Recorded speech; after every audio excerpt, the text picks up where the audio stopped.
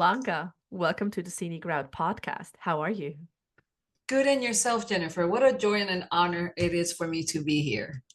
The joy and honor and pleasure and everything else is on my side too, because you've experienced it all. If I can say, if I can like give you a little teaser, I feel you have lived many lives. So I'm really excited to hear your insights. And I today we're gonna have a conversation that is really close to both our hearts. And if you're anything like us, close to yours too. And some of you who have been regulars on the scenic route with me know that I have a very difficult relationship with my mother, and that we've been on kind of like no contact for almost 2 years now. And it's good as it is. And just funnily enough, like sometimes how life plays, it shows up stuff. And just end of last week, I was on TikTok and I was shown a TikTok by Mel Robbins where she kind of like said, "Oh, you have to love your parents for who they are and not for who you wish they would be." Wow. And Powerful. it is powerful. Hmm. Um, and I first I listened to the statement and I was like, yes, yes, agreed. Hmm. Um, and then she was, well, even if they like don't like therapy, don't want to go to therapy, don't want to change, blah blah blah, time with family is limited, blah blah blah. And I'm like, girl, that's where I just do not agree. Like, why do I have to keep on taking shit Oh, from the absolutely. people who are closest to me or should be closest to me just because we're a family and time is limited and you choose not to go to therapy and you choose to continue be like a bad person. Like Hmm.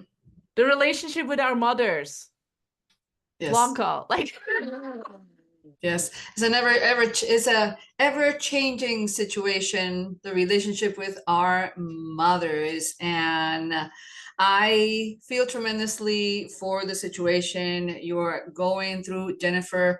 But we are all responsible for our own acts. We are all responsible for our own healing or our own misery. yeah. And when it comes to that, if we need to go our own way in order to protect ourselves, because it's great to love everybody, but you got to love yourself first. And the most important person in your life, it should be you, not throw yourself up the out of the cliff because you love this someone. But when this someone wants to be in a world of misery, how long are you going to follow? How long are you going to be there? How long are you going to try to support? How long are you going to try to help when all these individuals can do is help themselves? It's not up to anybody. It's up to themselves. It's up to me. It was always up to my mother. And here's with this amazing conversation has started already because I am a daughter and I am a mother.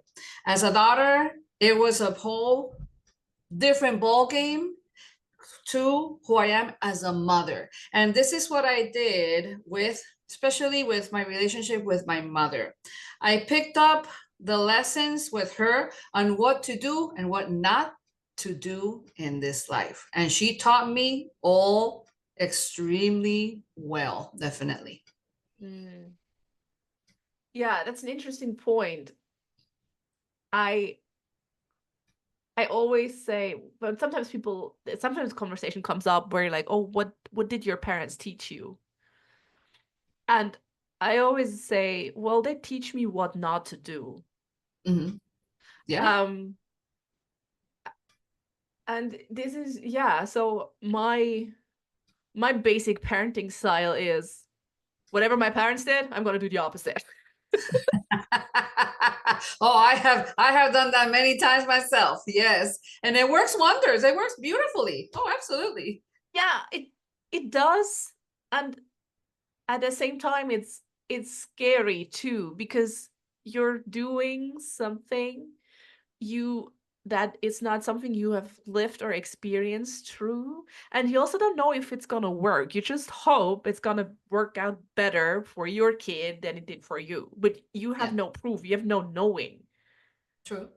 Very, very true. But I think it's up to us to develop this very important relationship with our kids as they keep on growing up. All I know is this: when the moment that my kids gave birth to now, they are full blown adults. They live their own lives on their own terms. Kids are meant to grow like we did. And as a parent that I am, it was a huge wake up call for me when my daughter said for the first time, "Mom, respect my boundaries, please." And for me, it was a huge wake up call because my mother didn't respect my boundaries. Okay. She didn't respect my opinion. She didn't respect my point of view. She didn't respect what was my going in life. It was either her way or you're doing it all wrong. Okay. But this was part of her rooting of chronic untreated mental illness. She went through it all the way to her late 70s when she finally was put in an institution and taken care of. But in the meantime, before her being 78 years old, I lived my whole life around and with my mother. I grew up around and with my mother. And due to her mental illness, non treated, the crazy was around all the time. It was unstable.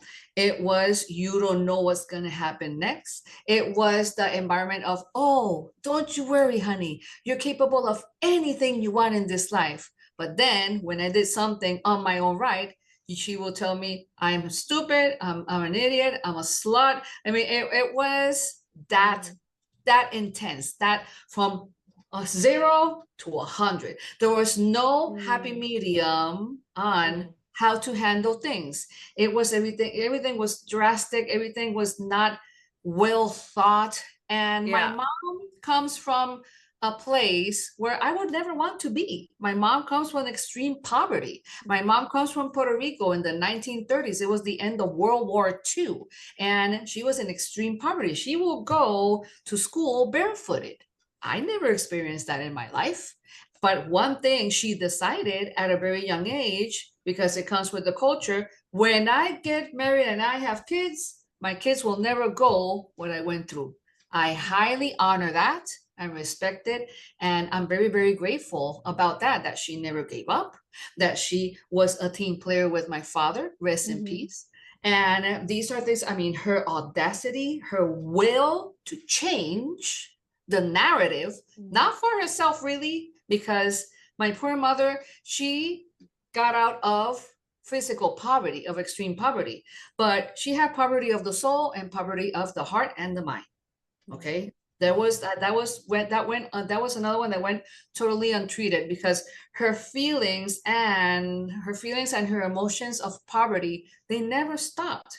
Even when she lived in pure abundance with my father, he was a business owner. He was meant to do huge things in life. Yes, but That's how we underestimate like the power of poverty has, yes, especially on kids who grow up in poverty. Like it's absolutely. not just, oh, there's not enough food, which is worse enough, but Yes. it goes so much deeper. Oh yeah, Thank you it for goes so much highlighting that. deeper, and if there is no recovery, there's no treatment for people that have been in extreme poverty, they will drag that trauma for the rest of their natural life. And my mother's 93 years old right now, and she still drags her poverty with her in her advanced dementia where she is right now. Yeah. Yeah. I want to circle back to something what you said earlier, right? Like, and this is, I mean, an interesting conversation, right? Like and it doesn't just relate to mothers. We all have this person in our life, maybe this friend or mother or brother or whoever, where you're trying to help, you're trying to support. Yeah. But you said at one point you have to sort of let go. It's very Because important. you feel it's impacting you. Like where I mean, I know what my cutoff moment was with my mom. Like how do you or how do your clients realize they're coming to a place where they have to let go to protect themselves? Yes, that's imperative. That is the biggest sign of growth on your part, that you're not here to save anybody's lives anymore, because you got to save your own. And this is a huge rooting for any of us that have been through this kind of trauma and separation. Because in my 20s, I mean, I'm in my late 50s here, so it's a whole different ballgame, a whole different mindset. But in my 20s, I got totally separated from my mother for years, 5 years. I will see her from time to time.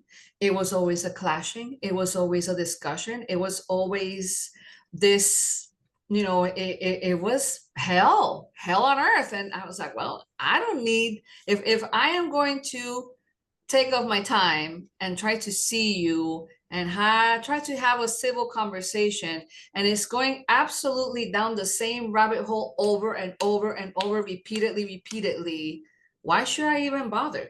Mhm. And this is when it comes, it's like, and at that point, I did the right thing. Mhm. I don't regret not second of me separating from my mother for years, because after that, she had to do the first step for searching for forgiveness, because she is the mother.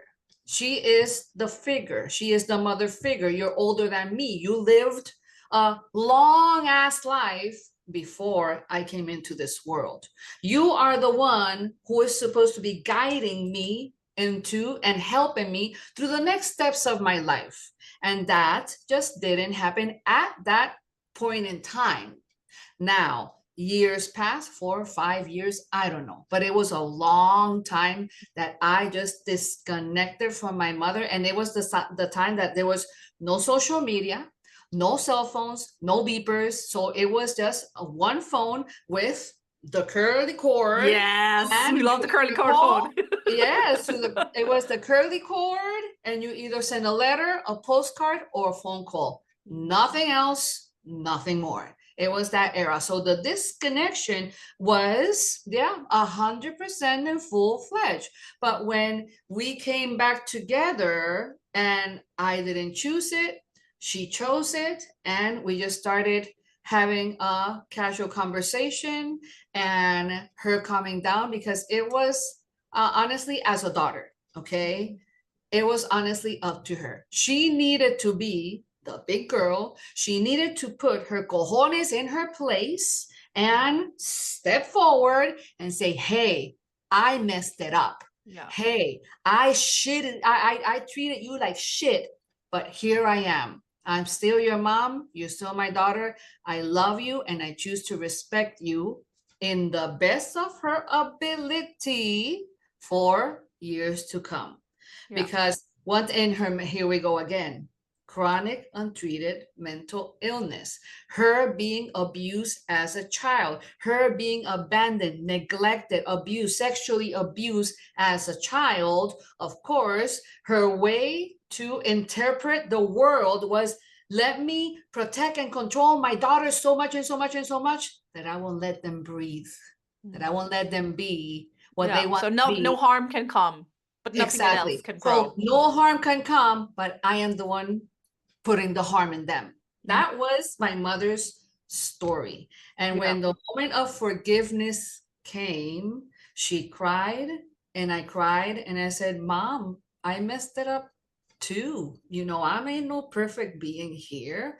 I was disrespectful to her, and I'm not being, I was my mother's victim enough in this life. And that's one thing that I got rid of a very, very long time ago, because I'm the owner of my own actions. But I was just reacting to her actions, but I am not putting the whole responsibility on her, because I'm responsible for my own. You could have demise. reacted differently in many situations. Yes, Oh yeah, agreed. oh absolutely, without a out. I could have reacted differently. I could have done so many things to trying to find a way. But again, if and you extend the nurture it. grace to your mother that she did the best she could, you're also extending Yeah. that grace to yourself. You did the Absolutely. best you could at that point in Absolutely. time. But in the other hand, Jennifer, if your mother she is still in that crazy age, she is still in that vicious circle. Oh, she is. I'm your Oh, victim, she is. Blanca, I'm she the is. victim, and you are the victimizer, and it's all your fault, and you're responsible for my suffering. Then you know what, Mom, I love you. Thank you for giving birth to me, but I am going my own way. And maybe if she step it up, because she's the mother, let's remember this, it's our responsibility as a mother that if we messed it up with our kids, we gotta step to the plate and say, We have to make "Kid, amends first. come It's, here. yes, I we want to have to make set the amends with you." invitation. Yes, yes. And I can really, really relate to you because I am a daughter and I am a mother. When I was raising my kids, they were young, they were little kids. I was in a household plagued with domestic abuse. Okay. My ex-partner and the father of my kids, he was an abuser. He was full of childhood trauma. I was full of untreated childhood trauma. So we were mirroring each other. He had a highly addictive personality. He was a drug addict to the day he died. And I wanted to go in full Mother Teresa mode. I am going to save this person, when all I needed to do was save myself first. I was too busy trying to save him because I didn't want to look at myself in the mirror and look at those skeletons banging on that closet saying, "Hey, lady, it's time to You have some work to do too. Yeah, you got some soul searching to do besides trying to save him, because the only person responsible for saving him was himself, and he never did. He died 13 years ago. He was a young man, 47 years old only. Okay, so Wow. he chose his path to his demise. Now, with him, I learned that my path is not going to be like his. I am not following that, and that's when we broke apart. When he went his own way and I went my own way. But in the middle of that chaos, my kids got highly affected. They were in the middle of that turmoil, of that hurricane of horrible emotions, domestic abuse, neglect, abandonment, you name it, we had it. And my kids started growing, and I started growing up with them and for them. And it was the time, and the time has come quite a few times of saying, hey, I really messed it up. I know what I did, and I am here to tell you I am so sorry for my actions, and it's time for us to move on from this and see where this goes. I can tell you something. My kids love my presence in their lives, and it's for a reason, because I planted that seed, because I made it better for myself first and then for them. I recognize that it was a very difficult time for them. They come from childhood trauma, but that doesn't mean that they cannot heal from it, that they cannot grow from it, that they cannot just grab those lessons and move on, because they know for a fact where their mother has been and where their mother is now. It's a whole different ballgame. But here we go again, Jennifer. As a mother, I choose to plant that seed. The same way that, fortunately, water it and nurture it. Exactly. You gotta water it, you gotta nurture it, you gotta put some good salt on it, you gotta give it vitamins, you gotta give it love, you gotta talk to your plants. They are living beings, and they will grow. They were just blossom. And my relationship with my kids, my daughter's 23 years old, my son is 26 years old, and the bond that we have is unbreakable. But it's because I planted that seed. And you put in the work. Oh, I put in the work. I had to. If I want my kids in my life, I have to put the work first and help them to navigate through whatever differences we may have. We don't have any differences at this time. When they need someone, when they are in turmoil with something in their lives, they come to me, and I honor that. I honor that so much and so much and so much, because I didn't have it in my own life Yeah. as a daughter. I didn't possess that. I didn't have a mother that I could say, hey, mom, I'm not feeling well. This happened to me. Can I come over and talk? That never happened. I don't know what that is like. I'm Yeah. experiencing No, as I'm the like, mother for no, my in kids, shock. I but could not. I have no clue of what that means. And I'll never have a clue of what that means. It's too late. It's Yeah. too late for my mother, especially. She's 93 years old. She is in advanced stages of dementia. It's too damn late. You know what I do? I go to Puerto Rico and take care of my mother because, I Bless mean, your soul. thank you. And I mean, this is when I exercise compassion and empathy. And it's like, I got to be compassionate for the woman that did her very best in the best of her ability to make it sort of work. I mean, for all those years that we were apart, that there was no talking, and she came back and she exercised gratitude and she exercised forgiveness. Mhm. Forgiveness is the Yeah. heart of the matter. Oh yeah, you gotta step out that fucking high horse and say, hey, I messed it up. How can I make it up to you? Yeah. That is powerful. That is vulnerability. Vulnerability is power. And unfortunately, the older generations, like my mother, oh, vulnerable is that you're a loser. Yeah. Oh They yeah. they don't have it tied together with vulnerable being strength, vulnerable No, being no, weakness. not at all, not at all. But to the older generations, vulnerability is weakness. And even my own generation, I'm an older generation. I'm in my late 50s here, and there's so many people out there, and I see myself as an outsider because it's like, nah, I like to move on. I like to grow. I like to be vulnerable. I'm fine with showing weakness. Yes, because weakness is human. We're not perfect human beings. We're That's not AI versions. no, we're not AI, we're not ChatGPT or none of that crap. You touched on so many points, and I think I want to highlight one that has kind of like been bubbling under the surface of like I get asked a lot or every now and then, oh, like, oh, are you angry with your mother? And I'm like, no, I'm not angry. As you've said, like I know she did the best she could. And I think this is really important for anyone listening. You can't it both can be true. Yes, she did her best, and it was not enough Right. for me. True. There is room for both statements to be equally true. Very true. Um, and it just wasn't enough. Exactly. Plain and simple, right? And yeah, and it's things like putting in the effort. Like, Mhm. I mean, Yeah. I could count on one hand the amount of times she asked me, "How are you?" for the past That's a big one. decades. That all decades. Yeah. Yeah. And unfortunately, I mean, I feel that this is so unfortunate for her, and I But she's understand. only 68, but I already feel it's too late. Yeah, I believe that it's really, really getting late and the clock is ticking for her. I mean, if you don't fix this, yeah, you need to.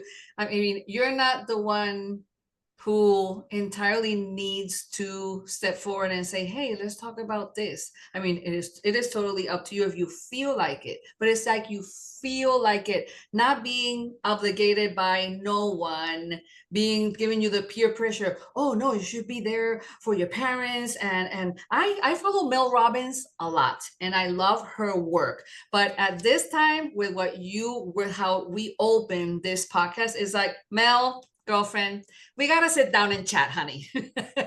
Because Yeah, I mean, that is not necessarily the truth here. Okay. no, I mean, granted, it was a snippet probably from a full-grown ass podcast episode. I don't know, but I was just like, that snippet is very unfortunate because if people treat you like shit, why go for seconds? Just because That's they're right. blood?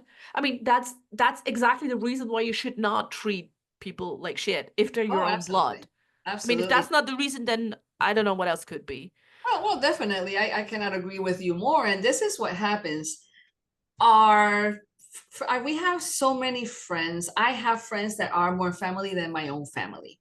Okay. Yeah, same. I mean, to be animals are family. My dogs are family. Cats are family. Your animals are family. Your animals are people, are beings that will never let you down, that they will never abandon you. They will never judge you and they will never point their paw at you.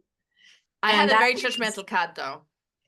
He was always giving me sad ass. Like, did you really? Cats, Like, cats are sassy, and they give you cats this. are sneaky It's like, little, yeah, it's or like, dogs. I hear you need dogs to, are very yeah, faithful.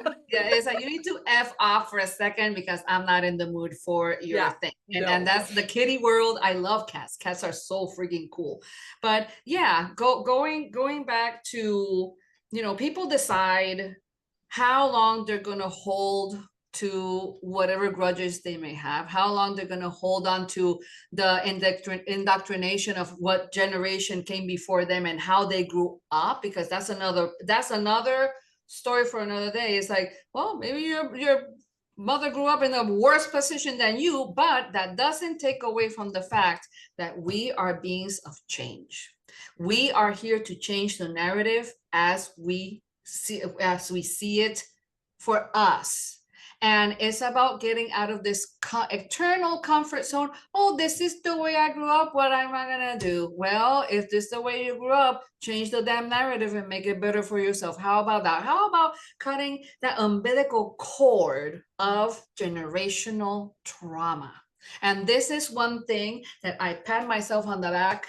Oh my God, Jennifer, every single day is like, girl, you got this down to the T, because you I were the come from, cycle breaker. I broke the cycle, and that's that. I am not gonna submit myself anymore to the bullshit that I submitted myself to for a very long time because I grew up that way. No, bro, this is me. This is who I am. I have always danced to the beat of my own drum, and it got me in trouble. But you know what? Who says I don't like trouble? So I still, to this day, I dance to the beat of my own damn drum, man. You know what it is? This is It's not in rhythm or anything, but hey. exactly. I mean, or seriously, you know what it is that about dancing to the beat of our own drums, that we do change things around. And I'm a dancer for a very long time. For 40 years of my life, I've been dancing. I'm still teaching to this day. And I am very honored and joyful and proud about that. It's like, holy shit, this woman, I'm about to be 59 years old and I'm still rocking it with all the youngsters. Bring it. But on the other hand, from mom to daughter, okay, my daughter loves my presence in her life. My daughter, last year there was an electronica music festival in Florida and Orlando, and people are all half naked and the DJ is blasting, and she said, Mom, do you want to come to this festival with me? Sure. How am I going to say no? How am I going to say no, you could when not. my daughter, my 23-year-old daughter, wants me wants to go on a half-ass naked festival with you? No. It's a big honor. And this is the thing. This is the thing that filled my heart with joy and sadness at the same time. Oh, My elaborate. daughter had my daughter had her mother with her. We were having a great time. I met her amazing friends, amazing, all of them beautiful people. And there were two ladies, they were crying. It's like, well, this will never happen with me and my mom. This will never happen with me and my parents. They don't even know. They don't want to know. They're not interested. They say that this is wrong. Given of the vibe of the festival and the amount of substances, I would also be like, I don't care. I don't care. I've been there, done that so many times. Who am I to be judging? Come on. I mean, have a blast. And if you want to have a blast with me, sure, bring it. But then again, here we go again with changing the narrative as a mother, changing the narrative as a daughter.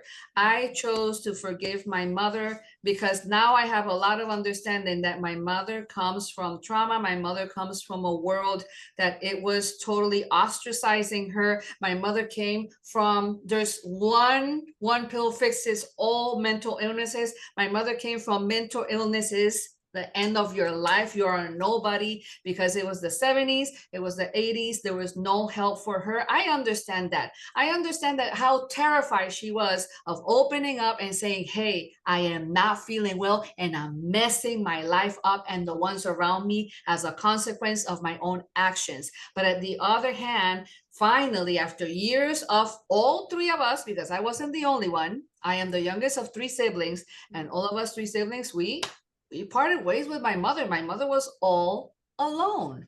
And what does she choose to do? Well, if I want to have my kids around me, I'm gonna have to change the damn narrative at least a little bit by exercising forgiveness. Forgiveness.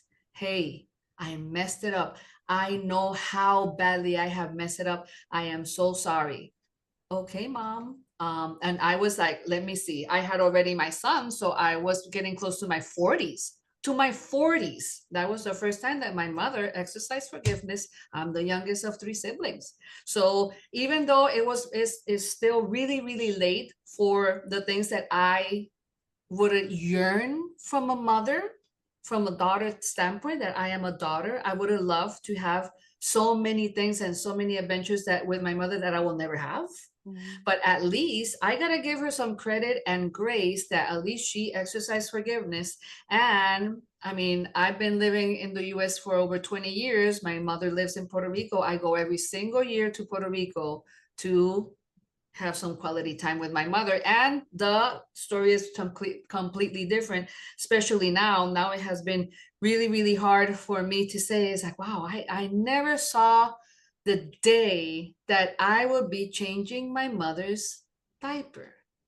And this is when it's like, I am exercising compassion. I am exercising empathy. I am exercising letting go I mean, of it's a all of those testament to fears your of war. strength, Oh my really. God, Jennifer. Yes, absolutely. It's like, wow, I don't wish this on no one. Even when I had such a relationship with my mother was so full of turmoil and civil war.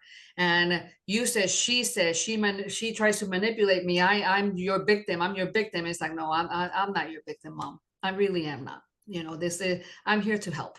I'm here to help my daughter, my sister, that she's her caregiver, how important that is. And it's like, well, you know, under mom's limitations, because she doesn't really speak that much.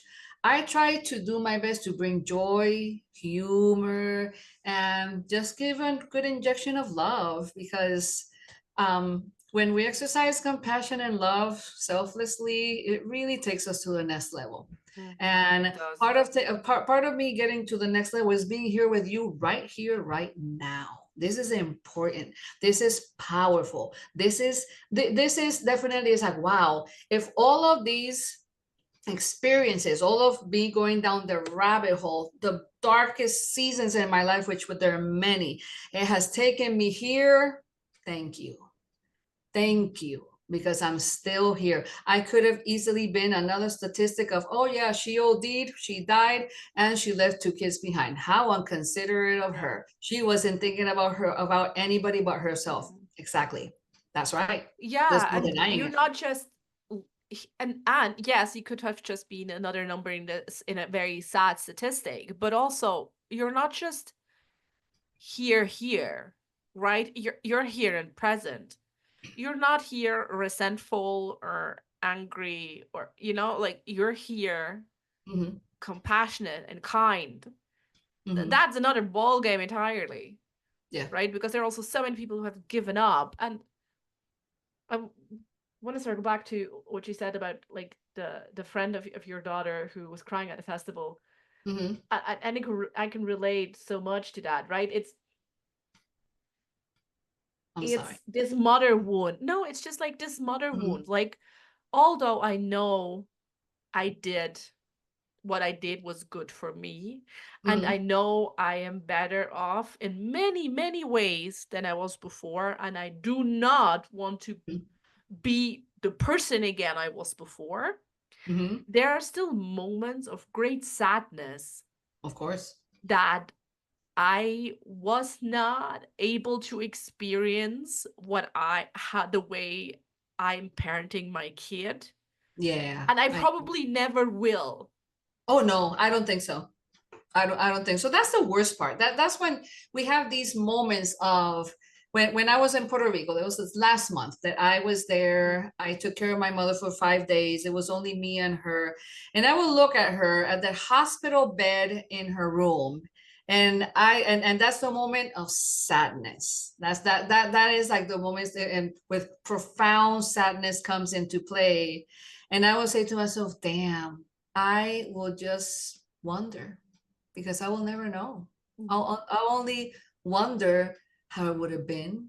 Like with my death of my father was killed in his place of work when I was 8 years old. And after his death, nothing was ever the same again. And he was my person. He was my guy. He was my everything at that moment. And when with his passing, to this day, it's been 50 years since his passing, and I still wonder.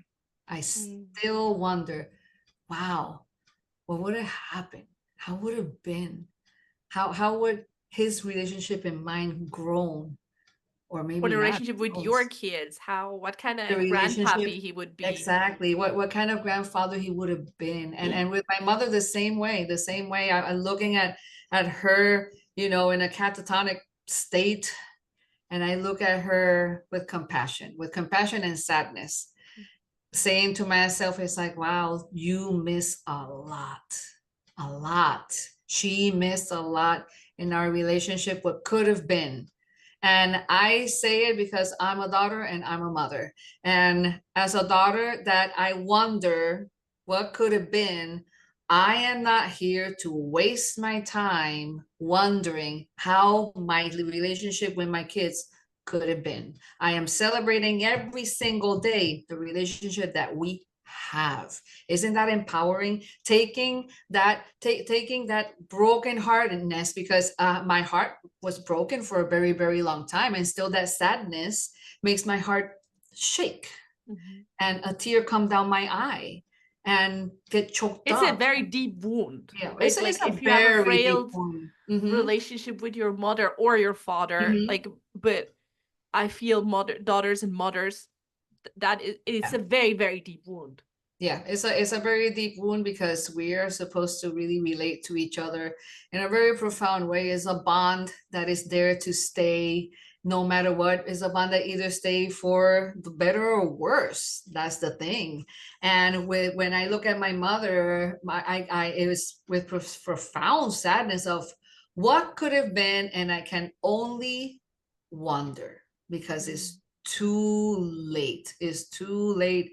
And that gives me pretty much a push and the inspiration to keep on going with my kids, where my kids respect their boundaries, just like my daughter said at once, Mom, respect my boundaries. Okay, I will definitely do that, because you respect mine.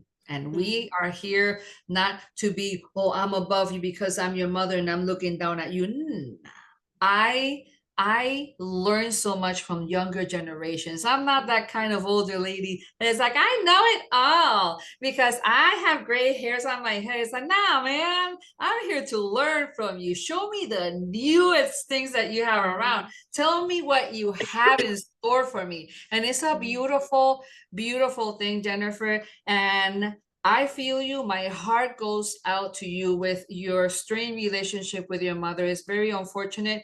And I know that it's very unfortunate for you. It's a very sad, profound moment for you. But I feel, you know what? I feel sad for her. She is supposed to be the grown up here. She is supposed to be the one that says, hey, wow, maybe all these years ago, I've been messing it up over and over and over. And this is why, because there's a reason why people just drift away from you. Yeah. There's people that there's always a reason why people say, you know what? I don't need your crap. Bye. And you turn the back and you move on with your life. And as a mom, I feel tremendously for her on why aren't you doing some good soul searching? And look at yourself in the mirror and ask yourself, what have I done wrong? Because you're not the one who's supposed to be the grown up all the time. She's supposed to be the grown up because she gave birth to you. It's your birthright to be a daughter, and it's her right to be a mother. But be a good damn mother, bro. Come on, stop wasting time. That clock is ticking, woman. There come responsibilities with both roles. Absolutely. But yeah, Absolutely. 100%. With a frail parent-child relationship, the responsibility to open up, to invite discourse and conversation, the responsibility lies with the grown-up, with the adult, with the parent. Absolutely. 100%. Absolutely. 100%, 100%. Yeah. Whoever has the audacity to say, no, you're the kid and you're supposed to be the one who fixes up everything. It's like, well, I think that's a two-way road right here, right now. And it's up to the parent to make the first move. Definitely. Definitely. The first move, either a text. There's so many forms of communication now. Come on. Oh, You yeah, can yeah. go Oh, to a DM, 100%. to a text. Come on. Come on. 100%. It's not like it was with me that it was like only the cord phone from the house and then a letter, So yeah, come on, don't make excuses here. We're all grown-ups here, definitely. Yeah. And there's even groups, I didn't know this, but I heard that there's even groups on social media of parents with strained relationships with the kids. And like, well, I don't relate to none of that. I have never seen it, but I met someone that she says, oh no, I had a strained relationship with my daughter, but then her anger in her words, I think they say a lot.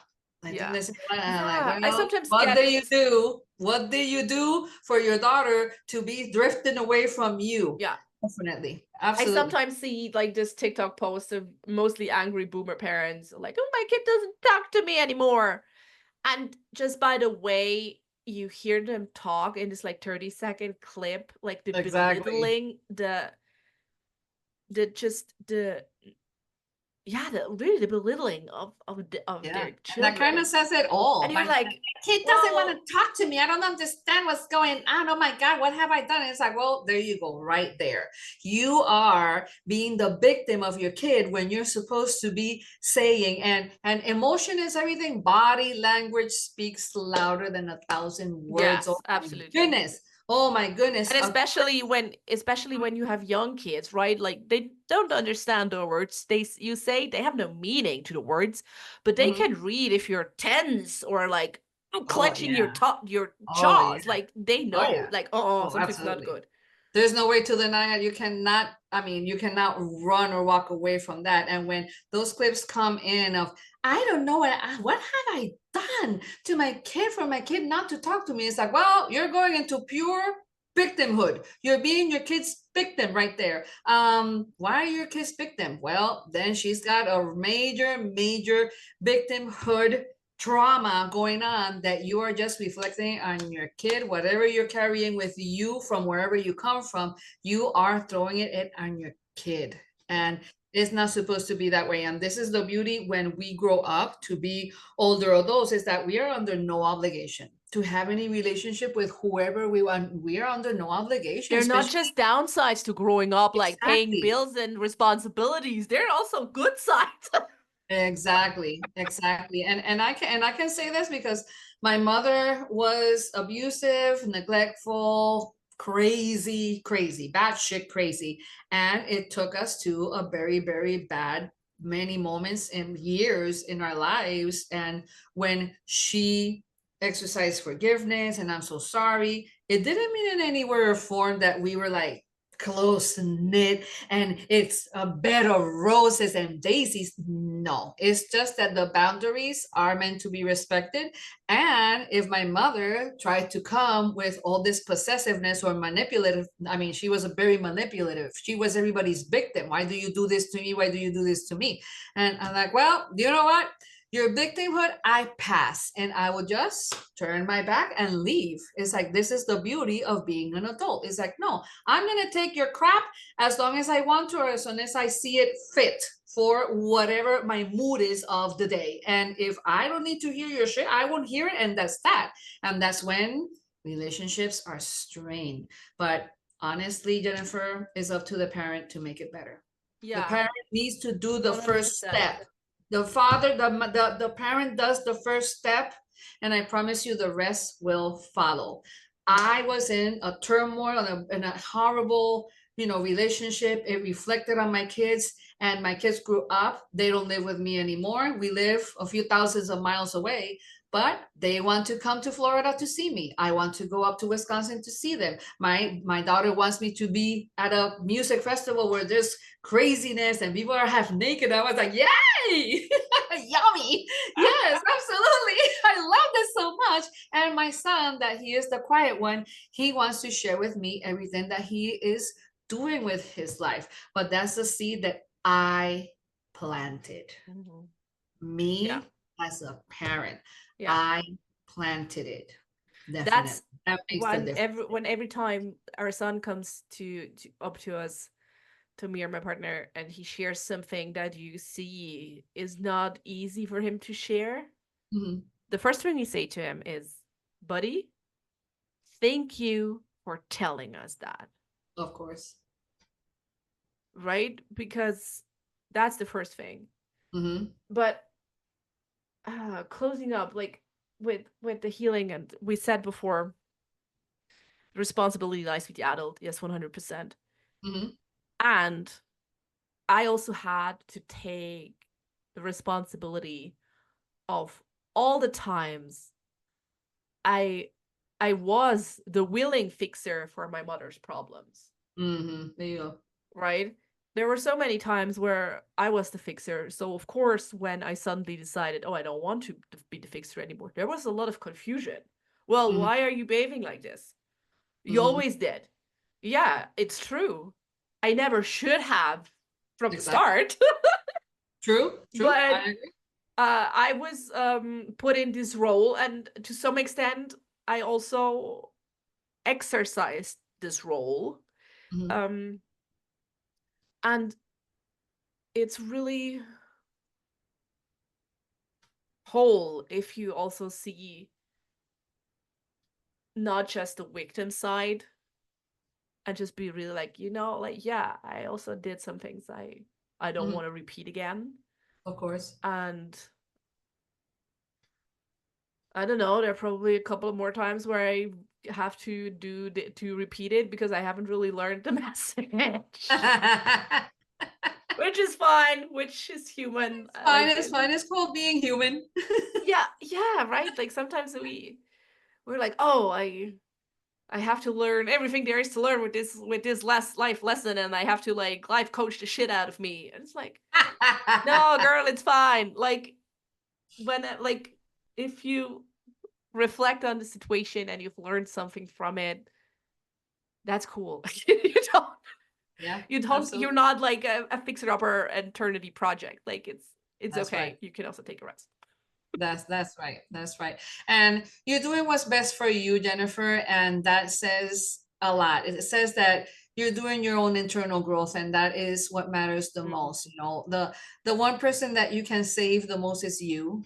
mm, And the best investment is the one that you do on yourself. That's the best mm. investment that we do, definitely. And our self-talk is the most important conversation we can have in this world, is our self conversation, because oh boy, do we throw ourselves down the toilet over and over. I did it for many Oh years. God, yes. Oh my If some God. like I mean, if Mhm. someone would talk to, I mean, I got better over the years, but Mhm. the way I used to talk to myself, or still do in some instances, Mhm. if I would hear someone talk to my kid like this, I would smack their ass. Like, Mhm. I'm not a violent person, but I probably would smack their ass. Like, Yeah. bad, Yeah. bad. Yeah. Yeah. But we learn, we grow and we learn, and we're here for improvement. Any little improvement is improvement, and definitely our conversation with ourselves, and the best investment we do is on ourselves, without a doubt. Is the and of course, what is the biggest love of them all? Self-love. When we exercise self-love, really everything that just transform into something better, and we see our world with a whole different lens. That is without a doubt. I cannot, there's no way of denying it. And when I start seeing my world with a whole different lens, is when compassion and nurturing, and it's like, okay, let me exercise compassion and empathy for my mother, because her clock is really ticking. It's a matter of time until her passing. And when she goes, finally, I'm gonna be with a sense of, okay, mission accomplished, instead of, oh, what could have been. I know that a lot of could have beens have been there through the years, but there's no way to change it. There's no It's, regret. oh no, there's no regret whatsoever. I don't regret anything about my life with my mother. That's because beautiful though, right? That's how it should be. It is what it is. It ran its yeah, course. absolutely. It really And did. It really did. It ran its course, but it's up, as a parent myself, it's up to the parent to make that first step. You have a strained relationship with your kid, get up your ass. Yeah, you parent up there that you are being your kid's victim. Stop being your kid's victim. Do yourself a favor and get up your I'm ass. gonna make this a Send a sound bite or a text. GIF, and every time I see some boomer parent complaining about their strained relationship with their kids, I'm just gonna reply that. Oh yeah, get up your ass and do something about it to change the narrative, because it's up to you. You're the parent, and that's why you're called a parent. Definitely. It's not for everybody, but a lot of people still do it. So go ahead, be a real parent, be a human being, be the grown up, and approach. Approach with an open heart. Approach with that judgmental switch. You need to disconnect that damn switch and throw it away, because the judging part as a parent has to go out the door when you're, especially when your kids are growing up, when they are adults. Learn to respect their boundaries, learn to respect who they are, because they are not like a menu in a restaurant.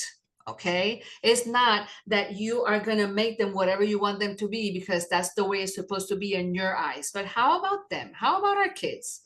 If they want to be themselves, is that wrong? I truly don't believe so. And this is why strained relationships are there, because we want to govern our kids' lives in such a way. We want our kids to be our property in such a way that that is when disaster strikes, because my mother wanted us to be her property until that never happened. We were never her property in the first place. You gave birth to us. That doesn't mean anything. That doesn't give you the title, you are my property. That is not in the menu. That is not in the book. As a mother of two kids grown up, they're not my property. No, And you God, know, no. honestly, Yes. honestly, I don't want them to be my property. I want them to go and No, live no. their lives at their Like own how terms. I think this would be a really terrible thought if I Oh would my think God, of my kid as yes. my property. I'm like, what? No. Yeah, But that's sick. I know, but you know, it starts in so many subtler ways, right? Like how we I feel a lot of the issues we the challenges we have is when we would think of kids, right? And if you would think of kids as already proper grown fucking adults, Exactly. right? Right. A lot of questions of how I should talk to kids, you would not be thinking this, right? It would be totally clear. Like, Exactly. would you show? Oh, this is always so infuriating if people show like tantrums of their young kids on social media. Right. Oh I'm my, like, oh, right. If your that's so if your terrible. mother or if your partner would have a tantrum, would you record it and like make fun of it or for educational purpose, Right. what a purpose, I don't care. Would you record it and show it on social media? No, No. you would not. You would Nah. never. So That's why would you nobody's think it's business. okay to show the tantrum of your child on social Yeah, media? I'm like, exactly. Exactly. It's a very different era, definitely. And whoever chooses to do that, I think it can create even more grief between parent and kid, because the kid maybe is like, you know how much you embarrassed me by this that you posted on all social media, and how my friends are seeing it and they're making fun of me, because this is the consequences of certain actions that people are not really seeing outside of this bubble. Social media never goes away. Whatever you put in social media never goes away. You may delete it from your page or whatever, but when it went all over the place, it will still be there forever. And this is the thing, parents out there of kids, watch out, because whatever you post about your kids or with your kids in social media, it can have repercussions in a very negative way for your kids, not yourself. So please watch out what you do, what you say, what you post. Think outside the box. Think outside that phone. Think about it in a broader spectrum, because Yeah. people from all over the world can see how foolish you are on posting a fight with your kid on social media just to make a point. So watch out with that. Be Yeah. very watchful, very cognizant about it. I highly recommend this. Yeah, 100%. Like it's but I mean, I feel this is a conversation. This is a whole nother podcast. Absolutely. A whole other podcast I've said. But Love it's it. really true, right? Like, and I feel it and whenever I see this, to me, it's a telltale sign of underlying issues like you just don't respect your kid as an Mhm. independent human being. Yeah. You And that just is don't. so important. And like, That's come so here, important. fight me on this. But no, you Mhm. do not. Exactly. And this is the thing, when disrespecting your kid that is not a kid anymore, then that's when separation happens. You gotta respect who they are as human beings and as individuals, because you want that respect as well. So how are you gonna give respect to someone when you're not willing to respect their boundaries? When you're not willing to, that when whatever they say, you just pass it by because you have the last word on this, and what you say is the rule. It's like, not really, especially when we're full-blown adults. You have a kid on your own right. Your mom, yeah, it's okay, your mom is your mom, but she's a full grown ass woman, and so are you, and it is meant for her to respect who you are as a human being, as a daughter, and she should be very, very proud of what you're doing right here, right now. This is a message that is going outside of your comfort zone. I'm going outside of my comfort zone to help others in Yeah. similar situations understand one thing: wow, I am not alone. Yeah. Wow, I am not alone. And maybe there is a solution depending on what kind of relationship you have with your parent, or as a daughter or as a son. You choose your battles. You choose your battles, but make sure, please, it doesn't matter if it's your father, your mother, your grandfather, the person, most important person in your life. If this person is not helping you with your growth, it's not helping you with you shining with your own light, you need to make some decisions. And it's very hard, it's very heartbreaking, but at the long run, you will be okay. I promise you that you will be okay. That's such a beautiful message to end our conversation, Blanca. Thank you. And yeah, like if you take anything from our conversation, like yes, please rest assured that if that we're always changing, we're always growing, and Mhm. you have no obligation to anyone but yourself. And if Mhm. you're outgrowing relationships, even the ones with your parents, that's okay. That can happen. Life Yeah. happens. And yeah, we're not blaming anyone. Like, it's not a question of blame or guilt. Like, it's what happens, right? You can fully acknowledge that your parents did the best they could and that it wasn't enough. Mhm. Absolutely. Mm. Absolutely. Just because they did the best they could, it doesn't necessarily take away from the fact that it wasn't enough for you. And it's Yeah. totally okay. All right. There's no guilt. There's no shame here. Please don't feel guilty about it. Please don't feel like, oh, am I asking for too much? No, you're not asking for too much. You're not. I promise you that. There is, when some voids are empty, when something is missing, it's just missing, and that's it. And probably, most likely, you won't be able to fill that void, but we get through it and it'll be okay. We are not beings of perfection here. Perfection is an illusion, and perfection is a stupid fantasy that is non-existent in this human experience. We were never, this doesn't come with our instruction booklet of, oh, we are supposed to be perfect. No, bro, we're not perfect. None of us are. If our parents are not perfect, we are not perfect. But there's something called harmony. And when two entities come in harmony, then the waves start to come down. It's the high tide with the low tide, but everything It will come balance into each other out. place. Exactly. It's like a tree, a palm tree here in the Americas. Palm trees, they move and they Way. sway. That's why in hurricane season, they survive more than any other tree around because they sway, they're flexible. And when it comes to relationships, there's got to be some flexibility here. There's got to be, you got to be willing to choose your battles, which is the most important part. Choose your battles even with your own parents. I sure do as a daughter and as a parent myself. So Blanca, if people are now like, okay, I want to know more about Blanca, where can people find you? How can people in touch with you? Yes, please. My website is www.woundedhealer.us.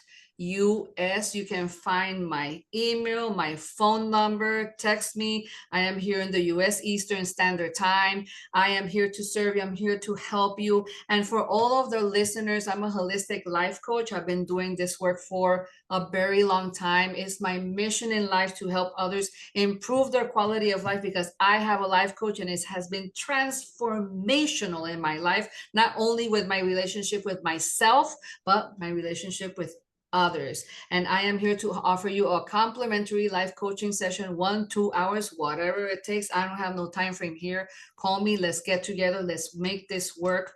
Don't do it alone, please.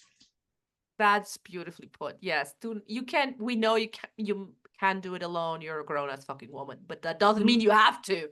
Exactly. So before I let you go, I always have one last question. What book are you currently reading, or what audiobook are you currently listening to?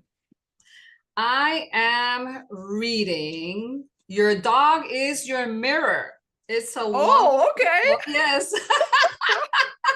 Out of all things, I read many things. I'm a canine massage therapist, and I love to read about behaviors between human and dog. Let's remember that the behavior, the relationship between human and dog has been dated since 50,000 years ago. So it's a long ass time that dog and humans have been together. So this beautiful book called Your Dog is Your Mirror is definitely a reflection on how much your dog can be like you. So watch out with what you're doing because your dog will tell everybody who you are. And it's a beautiful story of relationships between dog and their human companions. It's beautiful. I'm learning so much about human behavior through the lens of a dog. Imagine that.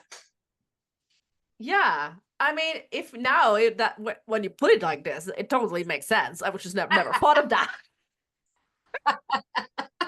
Yeah. But I mean, yeah, I mean, then again, the way you like raise a dog is the way you raise a child. So, Oh yeah.